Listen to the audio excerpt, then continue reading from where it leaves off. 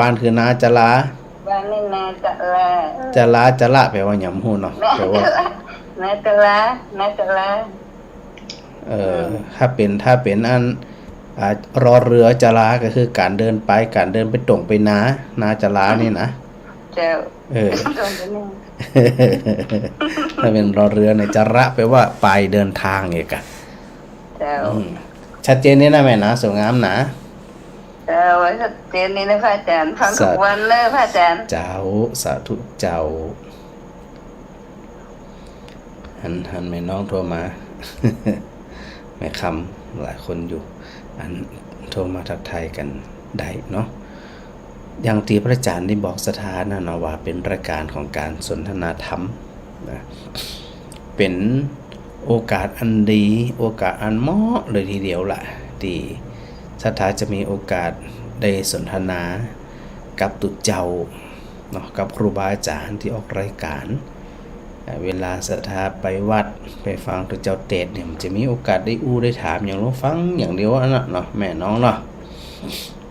แม่น้องอาจารย์เจ้าวิทยุมันมาแดงอ่ะนั่นเป็นอย่างอันมาดังตั้งแต่เต้าละนั่นที่อื่นเป็นยังดังไหมแต่แม่ดูพระอาจารย์ในโทรศัพท์เนี่ยอันที่อื่นเป็นยังดังเหรอแม่คืนกวนเจ้านั่นกะขนาดนะกะน่าจะลากะได้ยินชัดนะเสริมงามบุญหนาเนี่ย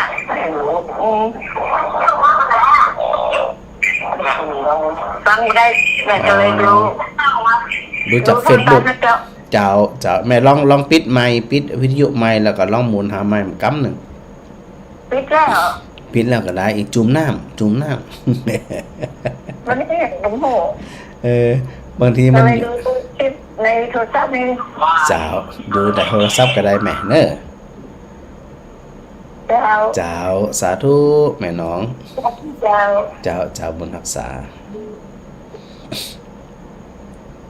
อันเมื่อกี้แม่เต่าก็โทรมากับหนึ่งเด้อแม่พิมพ์แม่เต่าก็โทรมากับหนึ่งเด้อแม่พิมพ์เจ้าคำตะการเจ้าพระอาจารย์วิทยุดังก่อวิทยุดังค่ะดังจัดดีพระอาจารย์แถวซุปตุ๋ยนี่อาจจะโดนคลื่นแสกโอ้ดังดีมีอย่างแสกอย่างกวนซากอย่างในเวียงเนี่ยมันมีคลื่นนักเนาะคลื่นหลายสถานีบางทีในเวียงนี่นะมันก็อาจจะมีคลื่นบางคลื่นมาแสกกับมีบางช่วงบางเวลาไหมเจ้าถ้าห่างกันนะแบบนี้เจ้าแม่ขอถามหน่อยจะได้เลยไหมอันว่าไอ้ลูกที่บวชนะเปิดจะซื้อคนผูกเนาะเจ้าแม่จะต้องไปแหมก่อนเอาสะดวกว่าไปก็ได้ไปก็ได้เอาลูกสะดวกเอาแม่สะดวกเจ้าล่ะเจ้าเอาไปก็เป็นยังล่ะเป็นยังใจเนาะเจ้ามันเป็นยังลูกเปิ้นก็บ่ติดอกติดใจยังอยู่แล้วเปิ้นก็ว่าแม่มาก็ได้อีน่ะถูกต้องลูกถูกแล้วเจ้าเพราะว่ามันไกลน่ะข้อความดีแต่ละคนเนี่ยต่างคนต่างทำเนาะเชื่อมโยงหากันก็คือความดีต่อความดีเนี่ยมันเชื่อมโยงหากันได้ยังไงแม่ก็ยังแม่ก็ค่อยลอยใจเนี่ยมันสิจะได้หมู่เนี่ยบ่มีได้ไปเนี่ยจะมีปัญหาหยังตอนนี้นะไปก็ได้มันกับบ่เกี่ยวหยังกับแม่ก็แหละบ่เกี่ยวเจ้าบ่เกี่ยวเลยมันจะมีเกี่ยวตอนบวชบ่เกี่ยวหยังอ่ะเนาะบ่เกี่ยวเลยเจ้าบ่เกี่ยวเลยไปก็ได้อยู่บ้านเนี่ยส่งความปรารถนาดีหาลูกหาหลานลูกหลานก็ส่งความปรารถนาดีเดี๋ยวเพิ่นก็มาแล้วเพิ่นน่ะจะซื้อแก้วกี่โมงบ่ฮู้อีน่ะเพิ่นว่าน่ะเจ้าก็ว่ายะแล้วบ่ฮู้แล้วกี่โมงบ่ฮู้มากี่โมงบ่ฮู้แม่ก็จะใครสบายแต่บ่ต้องมาเด้อมาก็ได้อีน่ะการแบบมาก็ได้นี่เหมือนแบบไปก็ได้ไปก็ได้เนาะถูกต้องการที่แม่บ่ไปนั่นแหละลูกอาจจะมีความสุขใจมากกว่าเพราะจะได้บ่ห่วงหาเจ้าน่าจะดีกว่าเนาะแม่เนาะเจ้ารักษาสุขภาพเน้อเจ้าสาธุเจ้าขอบคุณหลายสาธุเจ้าแม่ศรีกุลพระภาษาพระอาจารย์เจ้าสาธุเจ้า ไม่น้องใครได้วิทยุใหม่นะกะมันดังกันด้วยตัวมันดังนี่ ก็สงสัยอยู่ในซบตุ๋ยอยู่ในเวียงนะคลื่นมันแสกก็จะได้โห มันจะติดกับอันน่ะสถานีอันแล้วก็ ราชพัฒ ไหล ราชพัฒ ราชพัฒแล้วน่ะ เจ้าก็มันเป็นบางช่วงบางจังหวะ นั่นน่ะมันใกล้กันทั้งอย่าง เจ้าถ้าอยู่ในวอในเวียงในซบตุ๋ยเนี่ยมันจะแสก อ๋อเป็นอันว่าอันแม่น้องใครได้วิทยุใหม่อีก เขาได้วิทยุใหม่ เดี๋ยวอาจจะไปถอยใหม่มาก เอา โห ที่เก่าขวางมาต้องให้มาสองล่างให้นะ เอาแซวแม่น้อง แม่สบายดีนะแม่สิกุล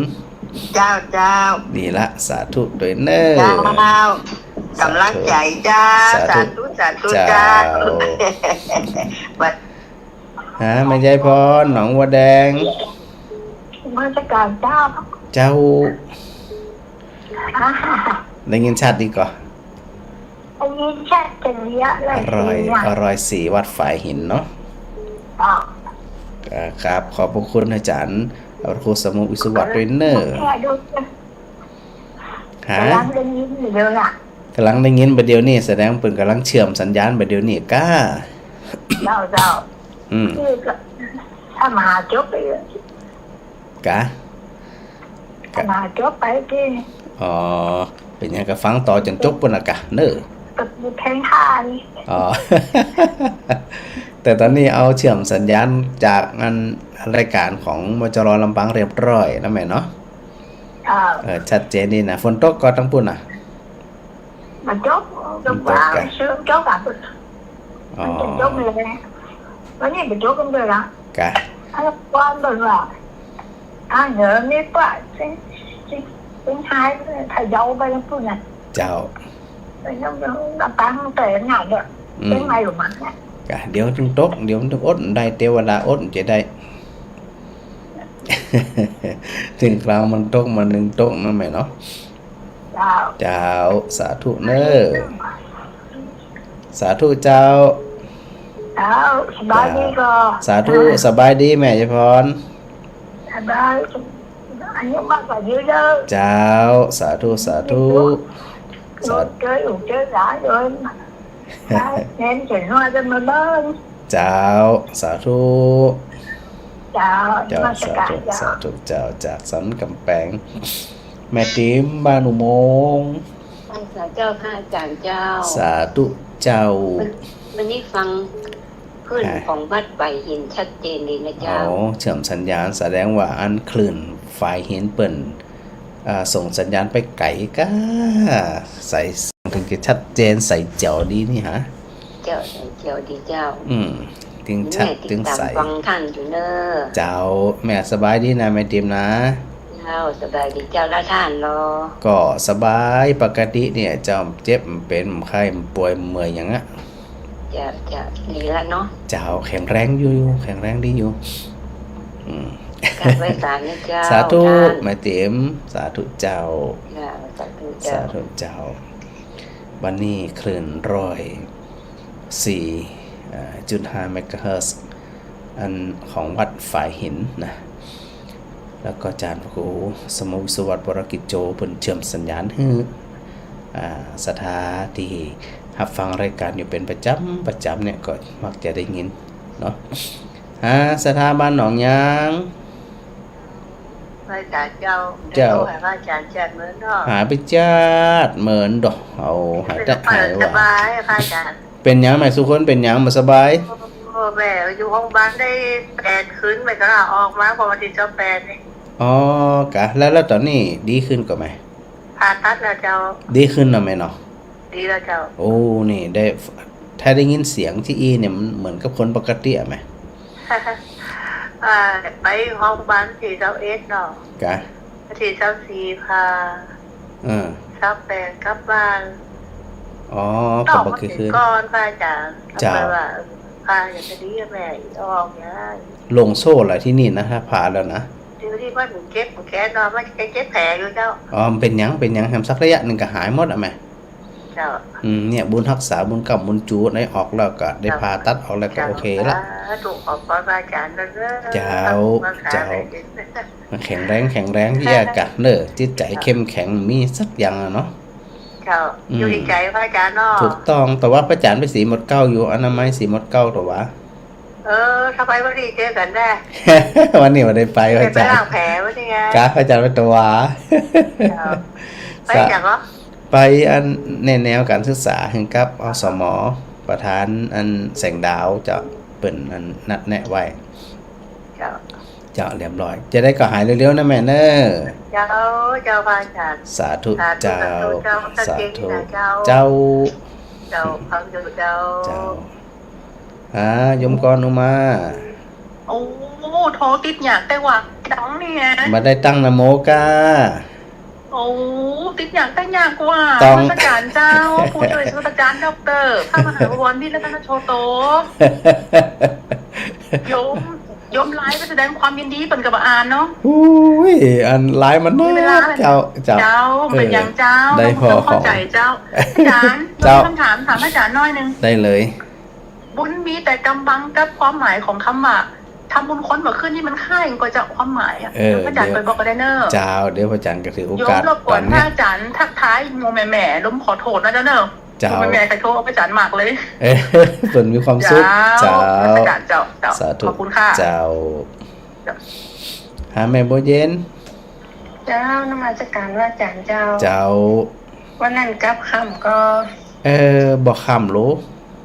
เออ บ่คำเจ้าบ่คำไปกำเดียวนะกะ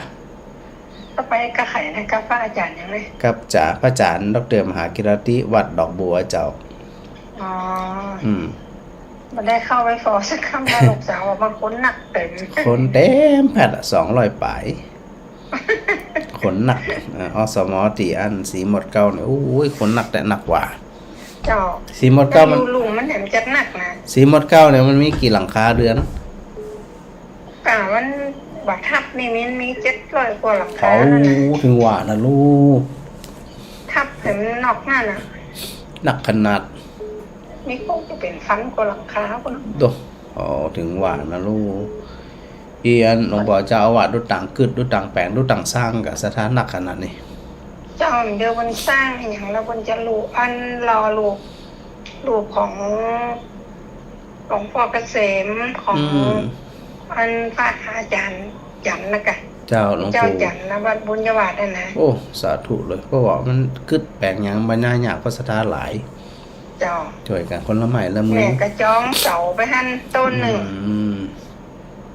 กับกระเบียงจองนั่นนะ เจ้า เจ้า ก็ดีละ มัน ดี มัน ละ มี5 ลูกก็นะมีหลวงพ่อเกษมมีหลวงอาจารย์มีหลวงปู่แสนวัดนครไต้แล้วก็ เจ้า มีอย่างมันอย่าลืมไปละ ก็ดีละอันกึดหยังบักกัวละคนมันหนักเนาะ เจ้า ช่วยกันคนละไม้ละมือเนาะแม่เนาะ เจ้า เจ้าสาธุแม่โบเย็น เจ้า สาธุเจ้าวันนั้นก็ไปปากันแม่สิพัน แม่สิพัน มันปดตัดปุ๊บไปละกรรมแล้วนะ มันตัดไปเจได้เหรอ มันตัดไป1 ทีแล้ว มันไปขำมัน โอ้ยหายไปไหนมานะพระอาจารย์อ่ะ ไผ ก็หาทุกวันก็หาทุกวันก็มาเจอเบื่อมา ไผหายจุเจ้าหายกระสะท้าหาย ทุกเจ้าน่ะจะหายอ่ะแม่รอฟังวันนี้แม่แบบวันนี้วันเสาร์พระอาจารย์มันตึ้งมา แม่ฟังแม่ต้องหาวันจันทร์ถึงวันศุกร์เนาะปกติพระอาจารย์จะมาวันจันทร์ไง เจ้า กับแม่นะกับวันนี้วันจันทร์นะ วันนี้วันจันทร์กับวันเนี้ย แม่ก็นึกว่าวันเสาร์ว่ะ วันจันทร์วันนี้ เจ้าเพื่อนได้พระอาจารย์สบายดีก็ค่ะ สบายดีเจ้าแต่งงานมานักแม่ นั่นละอัน ก็เลยเอาเทปอ แม่ อก ก็ว่าตรงไลน์ไปหาพระอาจารย์ดีก็พระอาจารย์เป็นได้พ่อหาอย่าคือว่าแต่เดี๋ยวพระอาจารย์ก็ว่าเนี่ยนี่โทรมารบกวนเนี่ยมั้งยุ่งงาน บ่มีปัญหาพระอาจารย์มีปัญหาเจ้าโทรมาเตะเพราะมันเป็นรายการสนทนาธรรมแหม ใจว่าแม่จะส่งไลน์ไปหาไงก็เติมหาว่า อยู่ดีสบายก็วันนี้ไปอยู่ญี่ปุ่นเยอรมันอันอย่างพูดหายเสพละก้าอย่าจัดแม่ก็คิดอย่างเงี้ยกะไปไหนบัดได้แล้วเดี๋ยวนี้นะขำอัดตัดอยู่นี่ ไปเป็นถ้าไปชั่วคราวได้กะสัก5 วัน7 วัน10 วัน20 วันนี่ได้กะก็ยังดียังได้ไปพักผ่อนเหี่ยวพ่องวันนี้แม่ก็ไปอันงานปล่อยล่องานจะได้ก็งานนี่ก็งานปล่อยล่องานคือจะได้งานเนี่ยงานต้นเพิ่งนี่อันตุลุงตุเจ้าอย่างหูอายุ38ปล่อยล่อแล้วนะปล่อยล่อต้นพึ่งดอยสะเก็ดเนี่ยชื่อเปิ้นอย่างหูจำได้จำชื่อเล่นปกจำบ่ได้จำชื่อแต่ปกจำบ่ได้นะเป็นอย่างต้องจำก็ได้ แม่ก็ไปงานเปิ้นไปมาอันก็3 โมงแล้วก็เจ้าเพราะว่าแม่ว่าปีนี้แม่อธิษฐานจิตไว้ว่าขอให้ได้อันได้งานปล่อยล่อนี้สัก3 งานนี่เนาะเพราะว่าเมื่อต้นปีนี่ได้ของตุลุงนนท์วัดดอยปล่อยนกในปงเนี่ยนะบ้านเดียวหมู่บ้านเดียวกันในตำบลเดียวกันเนี่ยแล้วก็เมื่อวันที่11 มีนาอันแม่ไปโรงพยาบาลหมอสมนัตวันนั้นแม่ว่าเอ้าหมอสมนัตวันที่11แล้วหลวงปู่แก้ววัดบ่อสร้างเพิ่นจะเผาวันนี้แล้วจะไปอย่างใดนะโอ้ยพอดีสติมีเฮ้ยหมอหน้าตอนเจ้าก็ไปแล้วก็รวดแวะเลยเจ้ามาเกือบเที่ยงคืนแวะงานเปิ้นคือแบบตอนแรกว่าจะรอดูว่าเปิ้นเผาแล้วมันจะถึงกี่ทุ่มเปิ้นเริ่มเผาแล้วทีนี้พอไฟมันลุกขึ้นมากระฉีดน้ำด่างมาตี 2ก็บ่เสร็จไหม้บ่เสร็จแล้วหลวงปู่ลูกขอปิดก่อนเตอเนอร์อีเนาะปิดมาถึงบ้านเกือบเที่ยงคืนน่ะบ่สร้างเอาดอยสะเก็ดในโป่งเฮ้เป็นอย่างดีละแม่สิพันสบายดีเนาะสบายดีเจ้าแล้ววันนี้ไปได้ของตุวัดต้นพึ่งเนี่ยดีละมจรเชียงรายมาจัดนักอ่ะมาตึงรถตู้ก่อนตู้ขอนะตู้ภาคของตู้ภาคมจรเชียงรายอ่ะเพราะแต่ก่อนเพิ่นไปอยู่เชียงรายอ่ะแล้วทีนี้เพิ่นป่วยเป็นโรคลุ่มเล้ามาเพิ่นก็เอามารักษาที่โรงพยาบาลดอยสะเก็ดโรงพยาบาลดอยสะเก็ดเอาบ่ได้ก็ส่งไปที่โรงพยาบาลสันปะตองไปมรณะที่สันบานสันปะตองเนี่ยโอเคมันเป็นอย่างนั้นแบบว่าไปตามนั่นตามกรรมตามเวรเปิ้นน่ะก็เป็นลมแล้วเป็นลมอีกอ่ะมันอยากจะได้ไปผูกพันนักก็เป็นที่อันละกะตอนที่เผาข้างในกันเดียวก็เขาว่าอันอันแม่หลวงนาไทยจะเจ็ดนักกดดังปุ๊บเอาไว้รู้ซ้ำเป็นสไตล์เนี่ยกับคนอยู่ใกล้ก็ยังมาดูแลเปิ้นอันนั้นเนาะเจ้ามันเป็นยังไงเดี๋ยวก็ถึงหายถึงดีขึ้นน่ะแม่เนาะแม่เนาะสาธุนะแม่เนอะเจ้าแม่ก็ต้องบอกว่าไอ้เกิดแก่เจ็บตายเป็นของธรรมดาเกิดแก่เจ็บตายเป็นของธรรมดาแม่จะท่องของแม่มันมาเมื่อใดแต่แม่ขออย่างเดียวว่าจะไปมาเพื่อแม่เป็นคนไข้ติดเตียงเพราะมันแม่บ่มีคนดูแลแม่ไม่อยากเป็นภาระของไผขอให้เป็นปุ๊บไปปั๊บเลยแม่พร้อมเสมอค่ะเจ้าสมความปรารถนาเนอะสาธุเจ้าคลื่นอันฝ่ายเห็นคนเปิ่นฟังนักสถานเนาะนอกหนาจาปันเหมือนกันนะแม่ทิตยาเจ้าสาธุพระอาจารย์เจ้าสาธุเจ้าวัดหาพระอาจารย์นะทำตรงว่าน่ะเจ้าเราต้องแบบติดเนาะค่ะนี่ก็เป็น10 กว่าแล้วนะอาจารย์กดในกระไดอีเจ้าท่านโยมแม่อยากใครถามว่าเปิดรอเรียนไปได้จังเดี๋ยวเนี่ยอาจารย์พอก่อนลืมไปแล้วนี่แต่ว่าบอกวันที่อย่างฮะรอเรียนวันที่13แหม13 14กรกฎาคมเดือนนี้เนาะเจ้า13นี่ไว้ครูแล้วก็เลยรอเรียนแล้วก็พิธีรอเรียนได้วันที่14เป็นวันติดแหมเจ้าเนาะก็โอกาสแวะเวียนไปแม่ให้พูดได้แล้วก็อัน แม่ฟังถึงวันเด้อแม่เป็นกำลังใจให้เด้อพระอาจารย์เด้อ ได้กะมีปัญหาขอบคุณจัด ทำมาใจยังไงแม่ก็อู้กับพระอาจารย์กิรติอยู่แม่ฟังเปิดถึงวันไหนอันแม่นิตยากับแม่หยังก็แม่วันดีจ้ะแม่วันดี2วันน่ะจ้ะ2ท่านเนี่ยแม่วันดีแม่นิตยาเนี่ยอันหอกับเขาถึงพระอาจารย์มหากีไปเปิดดึงชมดึงวันเหรอเปิดเอาไปสู่ก็เปิดดึงชมดึงวันเหรอเนี่ยอันแม่นิตยาแม่วันดีเปิดทำมาเนี่ยล้ำก็อย่างว่าเจ้าเนี่ยส่งวันตึงวันนะเจ้าก็ได้ฉันได้เปิดนะกะเจ้าเนาะล้ำผ่องบ่ล้ำผ่องยันเนาะพระอาจารย์เจ้าล้ำกับฉันบ่ล้ำกับฉันไงล้ำกับสาธุแม่สาธุเจ้าสาธุเจ้าหาแม่ทำไม่สาเจ้าสาธุเจ้าบ่ได้โทรมาหาหลายวันเลยเจ้านั่นกลับไปไหนไปได้โทรศัพท์บ่ดีเด้อสงสัยหาน้ำขมิ้นสมปล่อยหันหลักกามันถ่ายหอนเนาะเจ้าตกน้ำเนี่ยได้เป็น 3-4 วันเลยได้โทรมาหาอยากจะได้ตกน้ำแต่ไรล่ะฮดน้ำพักเลยจ้ะฮดน้ำพักเดี๋ยวไปเอาไปตกใส่น้ำผุหันได้ดีๆเนี่ยอันโทรศัพท์ไข่อาบน้ำแต่เลยนอนฟังอย่างเดียวไม่ได้โทรสักคำเจ้าโทรศัพท์มันไข่อาบน้ำก็ปล่อยเป็นอาพันกะเดี๋ยวมันอยากให้ได้เขียงใหม่ด้วยนั่นน่ะยังไม่สิคุณแซวแม่น้องนะกะวันนี้โทรไปขอแล้วร้องเขียงใหม่เนี่ยนี่ถอยมาใหม่เลยกะถอยมาใหม่เจ้าปิดซอยฉลองเลยยำไปพอมันจะได้ถึงไหนเนาะจุดสุนัขมันทนอยู่ฝนกับโต๊ะมันห่อนนะเจ้ามันก็เป็นไปตามนั่นแหละอันอากาศห่อนใจบ่ห่อนโดยเดี๋ยววันถูกวันเธอก็ไปส่งตาไปโรงพยาบาลหนึ่งว่ะก็ดูแลกันไปอันเนอร์นอนฟังอย่างเดียวก็ตามสบายหนังก็ได้นอนก็ได้ยืนก็ได้เลินก็ได้ตามสบายเลยเจ้าสาธุเจ้า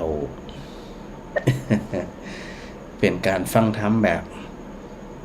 สบายสไตล์สถาคนเฒ่ากายนั่งกะนอนเนาะกายนอนกะจะได้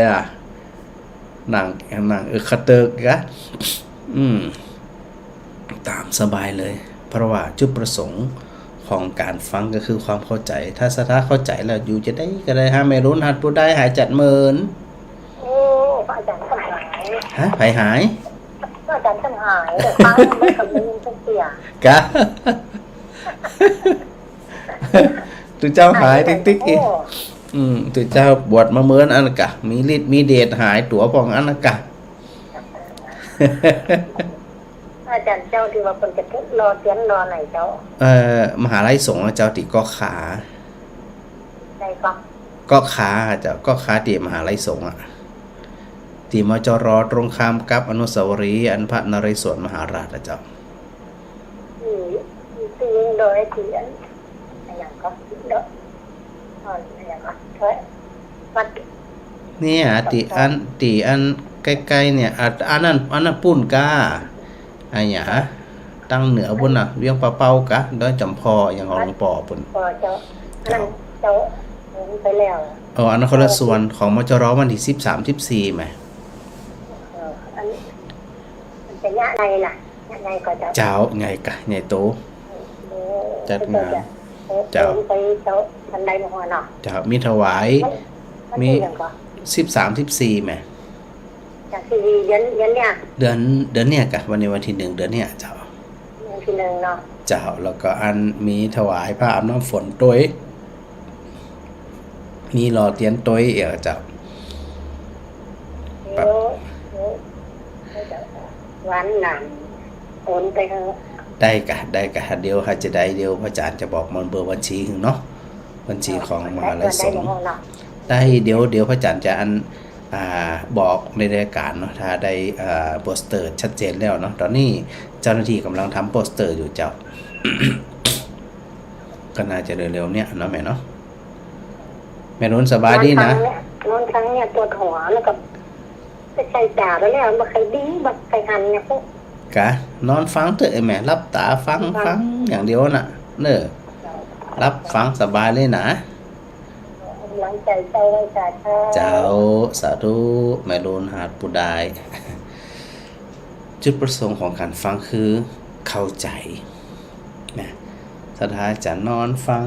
จะนอนสะแกงนอนหงายนอนความตามสบายเลยหรือบางคนอาจจะ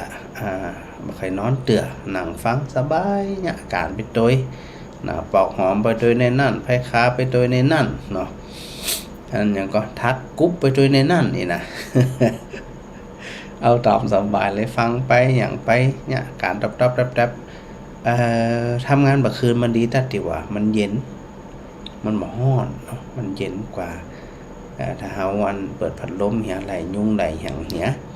มันสงบนะทำงานแบบคืนเนี่ยนะมันเงียบสงบดีแต่ถ้าทำแบบวันมันก็ดีแต่เดี๋ยวมันแจ้งเนาะสถานเนาะก็แล้วแต่ว่าความร้อนของสถาญาติโยมทั้งหลายแต่สิ่งที่เขาทั้งหลายจะต้องเข้าใจเหมือนกันก็คือฟังแล้วเนี่ยมีความเข้าอกเข้าใจการเข้าใจเนี่ยมันจำเป็นที่จะต้องนั่งฟังต่ออันการที่จะเข้าใจนอนฟังก็เข้าใจได้ยืนฟังก็เข้าใจได้เดินฟังก็เข้าใจได้เผลอเนี่ยบางทีเนี่ยล่น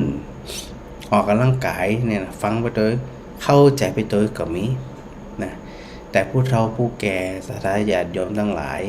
อิริยาบถเหมาะที่สุดก็คือนั่งกับนอนเนาะยามมาค่ำมาคืนเฮาไปไหนละ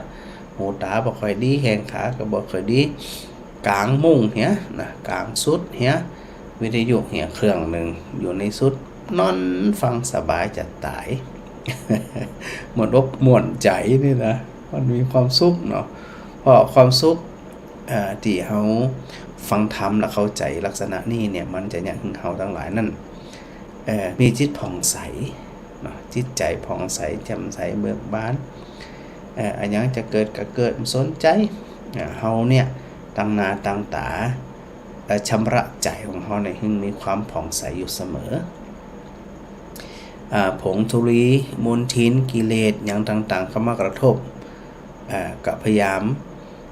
ปัดขัดถูมันขจัดมันนะจะขจัดได้ก็ต้องเหมือนมีสมาธิมีสติมีสัมปชัญญะอยู่เสมอมันถึงจะทำสิ่งทั้งหลายเหล่านี้ได้นะดังนั้นเนี่ยศรัทธาจะได้ก็ได้บ่ต้องไปกังวลนอนฟังธรรมบ่ดีก้ามเป็นหยังรับไปเลยแล้วบางคนฟังไปมันเคลิ้มเนาะเสียงตัวเจ้าอย่างมากรอมดิแทบกรอมดีว่าฟังไปหงีบไปฟังไปรับไป อีกตัวเจ้าจบแล้วศรัทธายังเปิดวิทยุโซอยู่ก็มีนะตัวเจ้าแล้วอีเนี่ยศรัทธาก็เปิดฟังโซก็มีนะก็บ่เป็นหยังที่พระอาจารย์ว่าไว้เนี่ยจะได้ก็ได้เนี่ยเฮาเข้าใจแล้วก็มีจิตใจเบาสบายนะศรัทธาเนาะโยมก่อนมาได้ถามปัญหาไว้เรื่องของบุญมีและแต่กรรมบังเนาะบุญมีแต่กรรมบังแล้วก็ทำดีบ่ได้ดีไอตัวนี้นะบุญมีแต่กรรมบังเนี่ยถ้าเป็นลักษณะนี้เปิ้นห้องว่าถ้าเป็นไล่ไปตามกรรมเนี่ยนะเปิ้นห้องว่าอุปปีละกกรรมหรือว่าอุปคาตกกรรมนะแต่ส่วนเดี๋ยวพระอาจารย์อธิบายรายละเอียดแหมเตือแหมกรรมหนึ่งนะแล้วก็ส่วนที่ว่าทำดี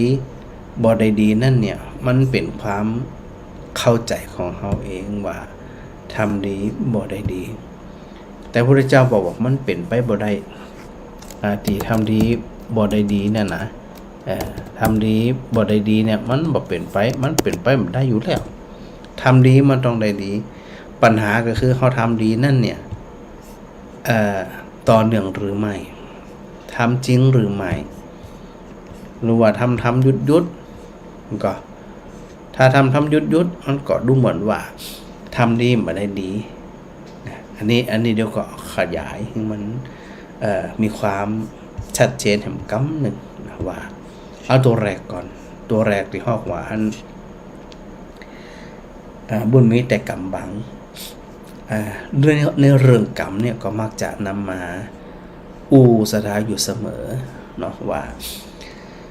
ในการเวียนว่ายตายเกิดเนี่ยมีกรรมอยู่4ประเภทที่จะเป็นตัวนำเป็นตัวประคองและเป็นตัวสรุปปิดท้ายนะมันจะมีอยู่4ตัวนี้ในชุดแรกที่เปิดห้องว่าด้วยกิจ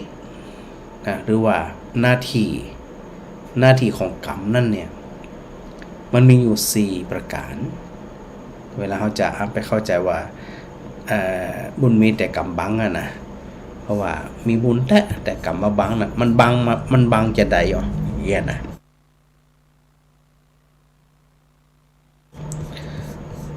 ในตัวแรกในเรื่องกรรมเปิ้นอู้ถึงในเรื่องของชนกกรรมคือกรรมนำเกิดนะเป็นตัวนำคือเขาไปเกิดว่าไปเกิดเป็นอย่างชนกที่แปลว่าปอเนี่ยนะพระชนกเนี่ยนะแปลว่าปอเวลาเขาจะไปเกิดเวียนว่ายตายเกิดในภพในจักรในภูมิอย่างต่างๆเนี่ยนะเวลาศรัทธาฟังธรรมมหาวิบากมันจะหันชัดแล้วว่าการเวียนว่ายตายเกิดของแต่ละคนนั่นเนี่ยจะไปเกิดเป็นหยังนะเป็นสัตว์นรกเนาะเป็นอสุรกายเป็นสัตว์เดรัจฉานเป็นเปรตเป็นอบายภูมิเนี่ยนะ4ชุดเนี่ยก็ล้วนแล้วแต่กรรมเป็นตัวนำไปบางคนก็ไปเกิดเป็นคนเป็นมนุษย์ซึ่งในกลุ่มเวลาเปิดขยายแบบเป็นกลุ่มก็คือภาลชนกับกัลยาณปุถุชนภาลปุถุชนกับกัลยาณปุถุชน2ประการเนี่ยแต่เวลาเท่าไหร่ให้ละเอียดขึ้นขยายให้ละเอียดขึ้นเนี่ยว่าในส่วนของกรรมเนี่ยในกรรมแรกเนาะในกรรมแรกบนห้องว่าเป็นภาลชนอันนี้หมายถึงว่าเกิดมาเป็นคนนะเกิดมาเป็นคนเป็นภาลชนคือเป็นคนชั่วอย่างเดียวเกิดมาเพื่อทำความชั่วในสังคมของเขาปัจจุบันก็หันคนจำนวนมากฆ่าป่อฆ่าแม่ฆ่าปีฆ่าน้องฆ่าสามีฆ่าภรรยาจนแม้กระทั่งฆ่าลูกตัวเก่าก็มีคนประเภทนี้บนห้องเป็นภาลชนเกิดมาเพื่อบ่มีสติปัญญาเป็นคนที่มีปัญญาอ่อนคำว่าปัญญาอ่อนในที่นี้ก็คือเป็นคนที่บ่สามารถที่จะคิดดีได้เพราะภาละแปลว่าอ่อนเนาะคืออย่างก็คือบ่มีความคิดหรือกำลังแห่งความคิดดีๆเนี่ยมันบ่มีแฮงมันก็เลยอ่อนไหวเปิ้นจึงฮ้องว่าเป็นภาลชนขยับแม่หำน้อยหนึ่งเปิ้นฮ้องว่าเป็นปุถุชนซึ่งก็คือหมู่เฮาทั้งหลายเนี่ยก็ทำดีผ่องทำชั่วผ่องบางคนก็ทำดีหนักกว่าทำชั่วบางคนก็ทำชั่วมากกว่าทำดีแต่ก็คละเคล้ากันไปที่ในระดับปุถุชนซึ่งล้มลุกคลุกคลานโอกาสที่จะงอกเงยนั่นน่ะก็ลำบากเหมือนกันอันนี้เป็นกลุ่มที่2กลุ่มที่3กัลยาณชนก็คือเป็นคนเกิดมาเป็นคนที่ทำความดีโดยสถานเดียวคนกลุ่มที่3เนี่ยจะมาทำความชั่วทำชั่วบ่ได้อายมีหิริมีโอตตัปปะ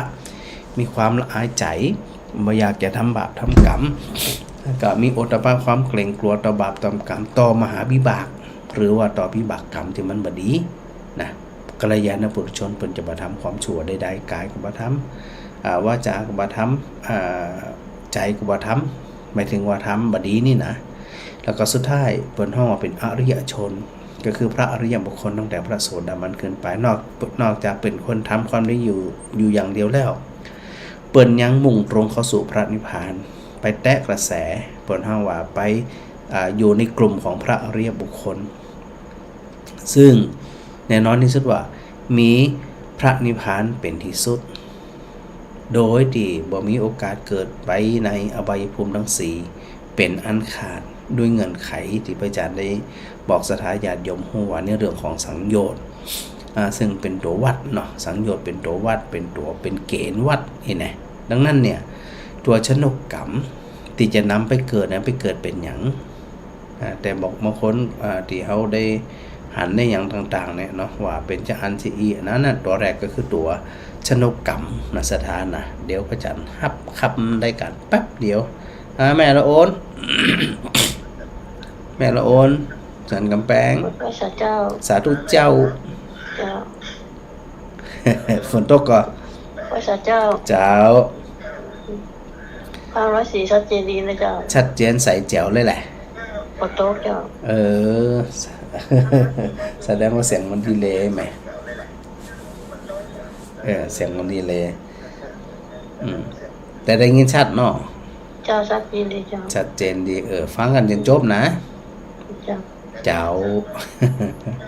สาธุสาธุ เจ้า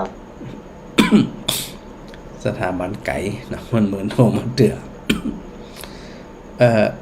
ไอตัวแรกที่ว่าชนกกรรมเนี่ยเขาจะไปเข้าใจว่า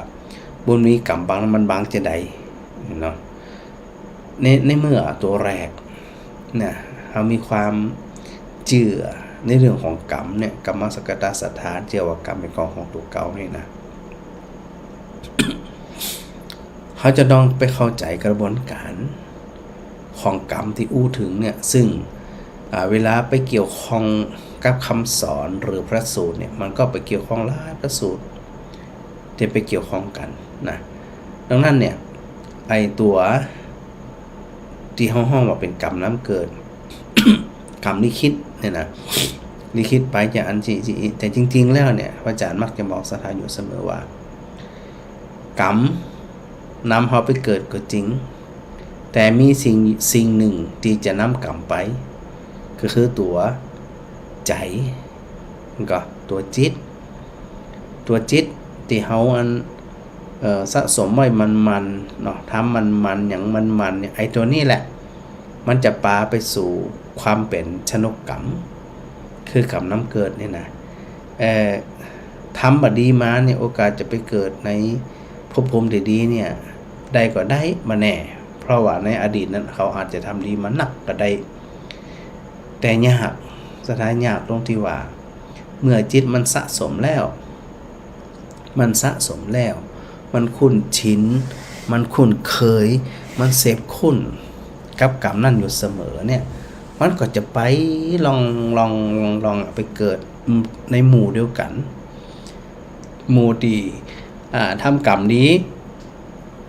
ไอตัวชนกกรรมก็นำไปเกิดในภพภูมิ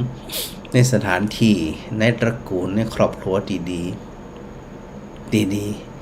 นั้นเขาก็หันว่าบางทีละเด็กละอ่อนตัวน้อยๆเนี่ย ก็อายุขวบ2ขวบ3ขวบ4ขวบ6ขวบ7ขวบถูกปอเลี้ยงไม่เลี้ยงตีหรือปอแม่แต่ตีทารุณกรรมตายก็มีในสถานไอตัวชนกกรรมเนี่ยมันยากที่เขาจะไปหู้ในอดีตกรรมของแต่ละคนนะเขาหู้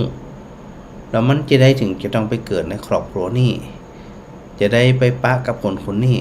เขาสุดวิสัยที่จะไปหู้แต่พระพุทธเจ้าตรัสว่ามันเป็นเรื่องของกรรมล้วนที่นำไปเกิดใครจะอยากจะไปเกิดในสภาพแบบนี้ไม่ไผไปเกิดอัศธาแล้วก็คนดีๆปอเลี้ยงไม่เลี้ยงที่บ่ใจปอแต่แม่แต่ก็มีปะเลิกปะเตอที่เป็นดูแลลูกคนอื่นประดุจดังลูกตัวเก่าก็มีนะ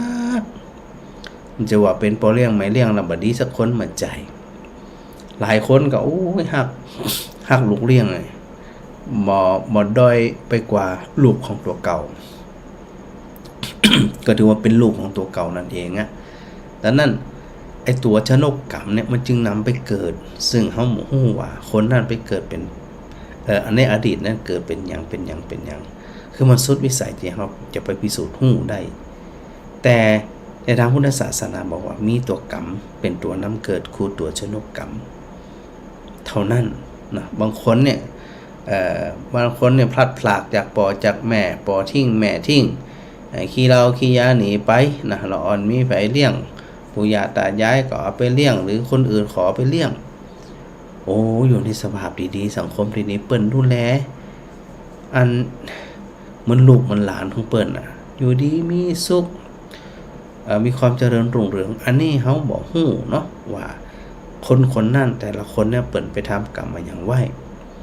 อย่าว่าแต่เปิดเลยตัวเฮาเองก็สิฮู้ในอดีตกรรม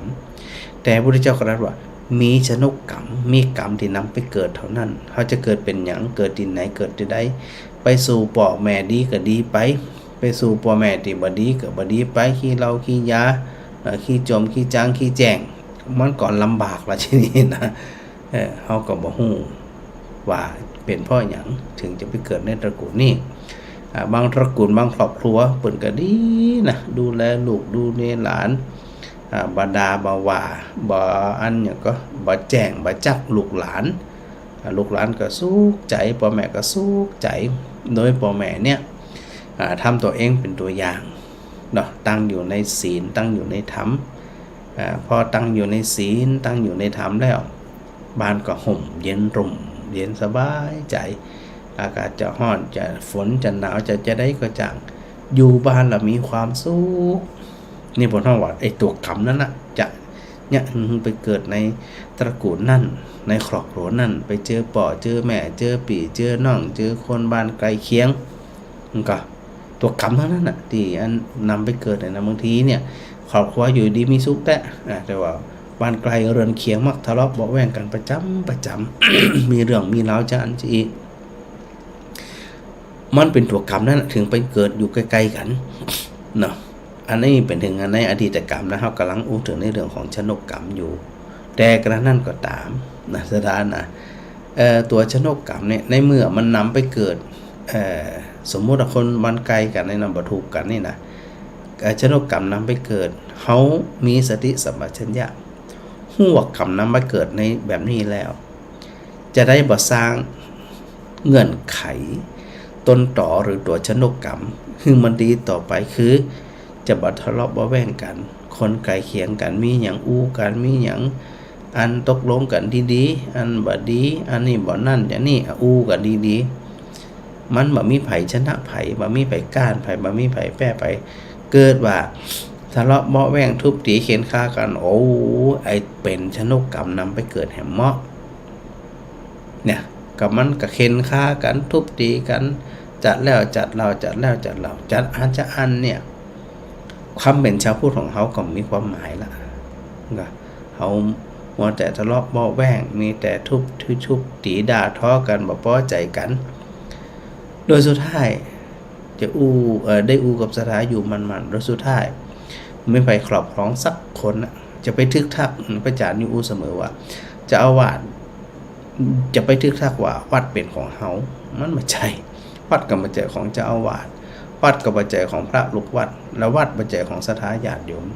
แต่เปิ่นคือมีหน้าที่ว่าอยู่แล้วเนี่ยมีหน้าที่ดูแลจะใดมันเจริญจะใดก็ศรัทธาจะได้ดูแลจะใดบางคนเนี่ยโอ้ยไปครอบครองวัดศรัทธาบางคนเนี่ยจะไปปกครองวัดไปปกครองตัวเจ้าลืมไปว่ามันเป็นใจของตัวเก่านะแต่ว่าเฮาทั้งหลายก็คือโอกาสได้ประคบประงมประคับประคองจะเอาวาดกาพระลูกวัดกาอย่างกานะพระลูกวัดก็ดีเจ้าวาดก็ดีก็ดูแลศรัทธาญาติโยมประดุจดังเป็นเครือญาติเป็นพี่เป็นน้องเป็นป่อเป็นแม่เป็นปู่เป็นย่าเป็นตาเป็นยายอยู่ด้วยกันที่มันมีความสุขเกิดไปพลั้งพลาดพลั้งเผลอด่ากันเข้าพิษเถียงหัวกันเข้ามันก็กลายเป็นชนกกรรมนำไปเกิดเพลอๆปะกันแหมอาฆาตกันแหมมันไปไหวจะได้เองคำตรัสรู้ของพระพุทธเจ้าก็บ่มีความหมายกับเฮาซักหน่อยเลยเพราะว่าเฮาบ่ได้ระลึกถึงเนาะยานที่2ที่พระพุทธเจ้าทรงตรัสรู้ในมัชฌิ